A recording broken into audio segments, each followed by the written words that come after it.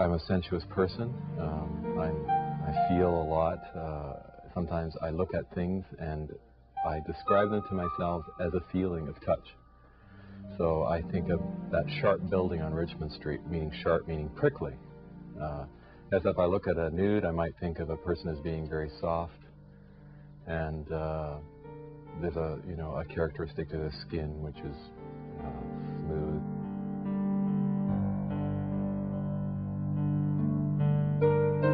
Form and beauty in bodies. I think we people in general, often slip into comparing ourselves with an image out there of what we should look like. But there's another way to look at oneself, and in my work, I attempt and strive to show a person less through conventional eyes, but to exploit the form and the beauty and the innate charms of that particular subject. When I work in black and white, my audience accepts the changes of value and of place that I've created with lighting. So it's a fantasy, a little bit more of a fantasy. It's less real, and the color medium is possibly more like painting, and I'm not a painter.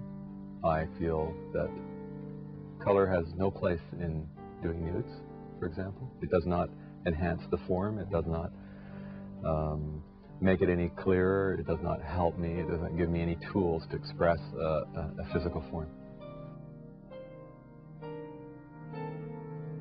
This sequence of 6 photographs of backs are a study that I did some years ago. I'm looking at the effects and photographing the effects for later studio work.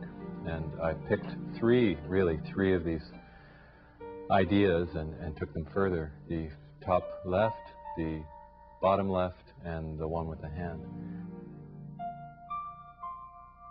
I'm starting to do more and more intimate portraits for people, and maybe it's the antithesis of glamour portraits. I take them out of a sexual situation, put them in a neutral situation. They're devoid of any clothing, and I strive to show them as an object of beauty, sensuousness, and form, rather than to glamorize them in a more conventional sense, maybe. When people see these photographs of themselves, they're usually a bit shocked because they like the beauty of the image, and they associate with that with the beauty of themselves, and it's an educational process. Positively, Londoners want to support the arts. They want to do the right thing, and they want to be liberal.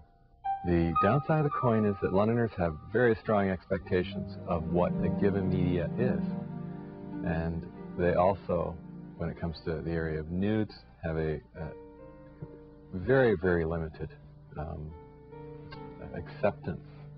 As humans, we're very hard on each other, and we don't stand back and look at each other as individuals, as we do other things in the world that are less standardized. I'm a Traeger practitioner. I practice massage, and I also do reflexology. When I'm in that room doing those treatments, I very much am a practitioner, not a photographer. Nonetheless, clients raise issues with me about their body image.